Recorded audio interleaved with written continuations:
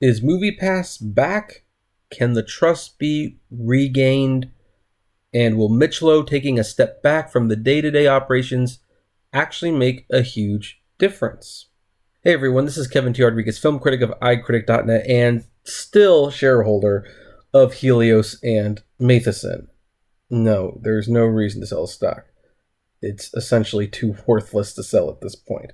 But anyway, we're not here to talk about the stock. We actually rarely are. We're here to talk about MoviePass's recent announcement of a few key things. They announced quite a bit that might have some people feeling a little optimistic about the future of the company. On the other hand, the brand is so tarnished, only time will tell if these changes will actually work. And even I'm of the opinion that this whole limited movie thing has gone on way, way too long. I mean, I've known so many people who canceled because of the limited movie plan that I don't even know if it's worth it any. I don't blame them for thinking it's not worth it anymore. However, they are announcing some changes, and maybe this can get some customers back. And obviously, I don't think MoviePass will be enforcing their 9-month window between cancellation and renewing at this point anymore. So according to the New York Times, the last year has been a roller coaster with 20 loops for MoviePass and its customers. The fast-growing subscription service for movie tickets spent months insisting that it was not running out of money despite evidence to the contrary. That emergency loan to keep operating? All part of the plan. That auditor's report about escalating losses? Ignore it. Abrupt changes in service? Some movies are restricted, now they're not. Arrived without warning or explanation. Now, MoviePass is asking for forgiveness and hoping to move forward by unveiling a 3-tiered pricing structure that takes effect on January 1st. And now, I wonder if, since it's taking place on January 1st, I wonder if there's going to be like gift certificate options available for people to they could buy the service now and then it gets activated on January 1st. I think that would be interesting. As part of the course correction, Michelo, the company's chief executive, will turn over day-to-day operations of the company to Khalid Itam, an executive vice president at MoviePass. Mr. Lowe, a former Netflix and Redbox executive, will keep his title and instead focus on long-term strategy. Now, that actually sounds very positive, believe it or not. Now, it's not ideal. I mean, it always sounds bad, like, oh, well, the CEO is handing over the day-to-day operations to someone else. That sounds like they have less control over the company. That's not necessarily the case. Sometimes it just means that, the CEO is going to focus on these aspects of the company.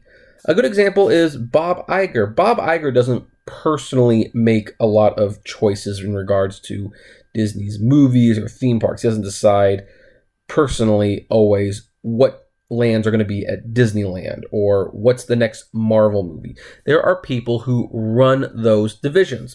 So Michelo is going to be the figurehead. He's going to be looking at the long-term growth, and he'll be assigning people to help bring those future plans to fruition while this guy deals with the day-to-day. And maybe that's for the best because MoviePass is so dysfunctional on the day-to-day operations that really maybe you do need two people. You need someone to run that, and then you need someone to approve the changes. This guy still has to go to Lowe, as far as I can see, for major changes. Like if this guy said, hey, I've got an idea, let's throw in a 3D movie, he probably has to go to Mitch, and Mitch has to say yay or nay. What's interesting about this is that Ted Farnsworth is not discussed at all in the article. Again, the company is splitting off, and, that suggests a huge breakup.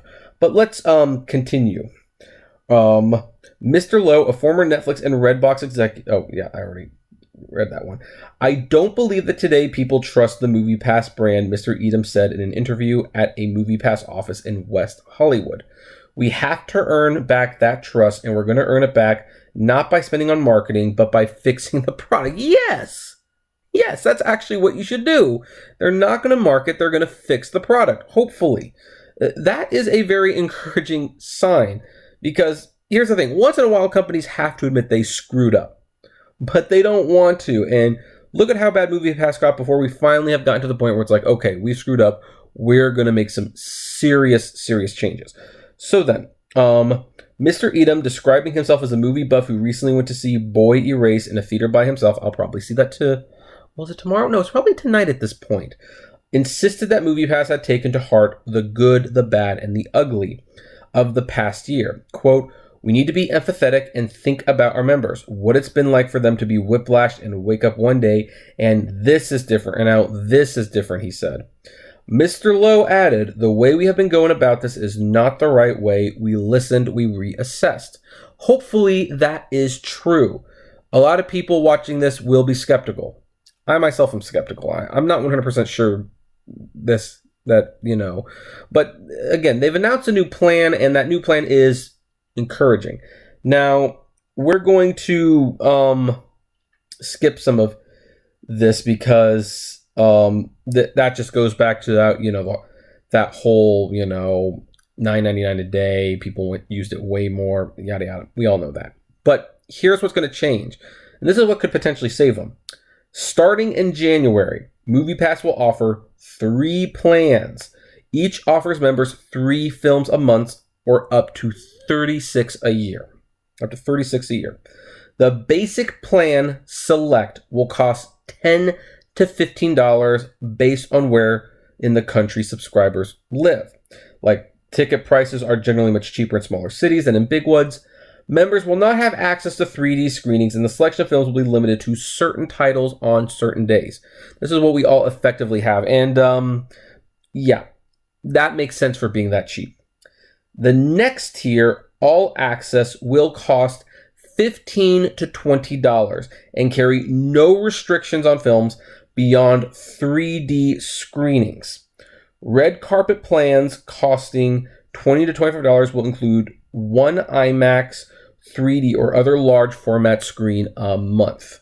So, yeah, I guess the red carpet plan, that's like the premium one. That's kind of like what Cinemia does. To spur interest, MoviePass will begin selling all access and red carpet packages on Thursday at a reduced holiday rate. Which, okay, I guess that's true.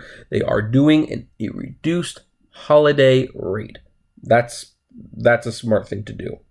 Mr. Lowe and Mr. Eaton said they hoped the new subscribers would reverse a decline in subscribers. MoviePass has acknowledged erosion, but not to what degree, and allow the company to attract additional investors.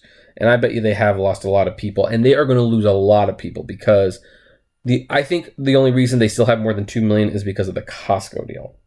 The Costco deal is about to expire for a lot of people, including myself, in a few weeks, actually. So they might.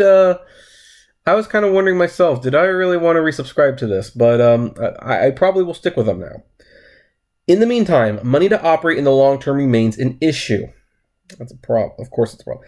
Helios and Matheson Analytics, which owns MoviePass and trades on NASDAQ Exchange, said in a securities filing last month that it had only $6.2 million in cash on hand, about $23.3 million on deposit held by credit card processors. Helios and Matheson stock price has been trading at such low levels.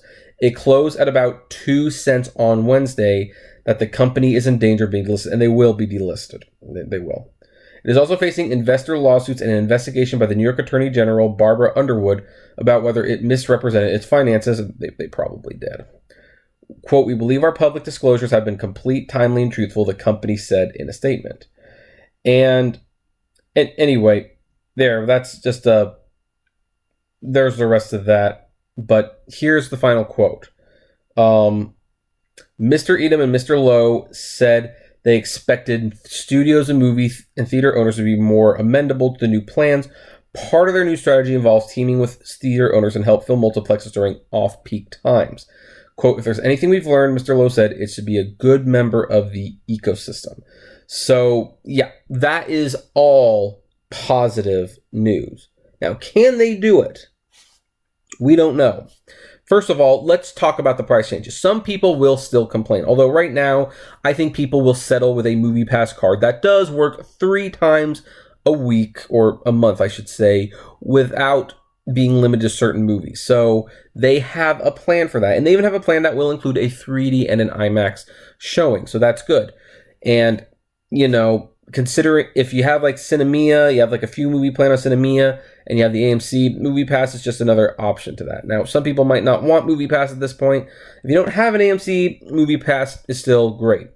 Now, here's what's interesting about the pricing changes. They have now effectively changed it, and I've always felt this should have been an obvious thing. You no longer make all of your money back by using it just once. I thought this was so obvious. Why didn't they think of it sooner? But it's true. So now you have to see at least 2 movies. And depending on the plan you have, if you see both those movies on, cheap days, who knows? But you have to see at least 2 movies to make your money back. I always thought it was ridiculous that you see one movie, you've already saved money. Of course, MoviePass was never going to make money that way. People are going to use it at least once. But certain months, they might only use it once, so there's some money to be made there. So that's positive for the company. And I like how they have basically tiered it like, hey, you don't like the restrictions, $10 more, you'll get no restrictions. You will still save money. That's the bottom line. You will still save money on this.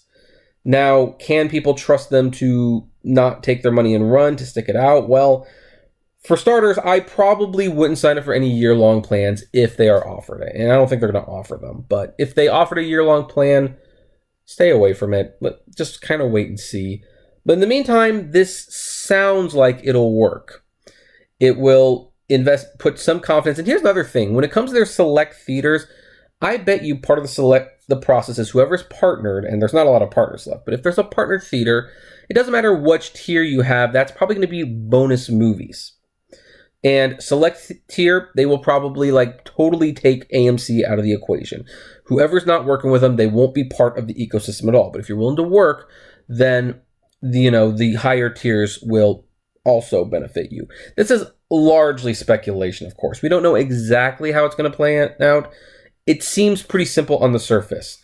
For $15 a month, 3 movies a month, but they're limited. MoviePass picks the movies for you. If it's the next tier up, like 25, or is it 20? What is it again? Let's go back here. Down the $20 tier will be 3 movies, whatever your choice, aside from 3D. If you go to 25, it'll include a 3D or an IMAX. Now, that one's going to be probably the most eye-opening because one IMAX ticket actually, even one IMAX ticket, if you're paying $25 and you don't see another movie that month, they're still making money. So yeah, this is priced to succeed if people use it less.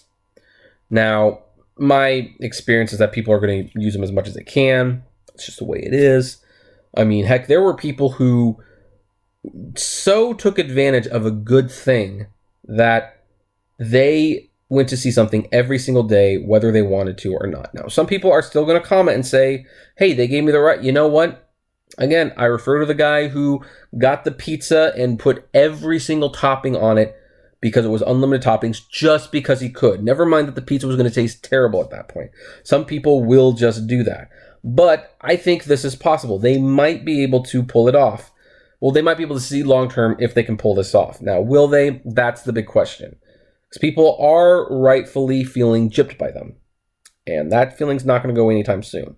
So, anyway, that's where we're going to leave it now. What do you folks think? Are any of you going to come back to MoviePass? Are you done with them? Are you going to wait and see? I would love to know. So, comment below.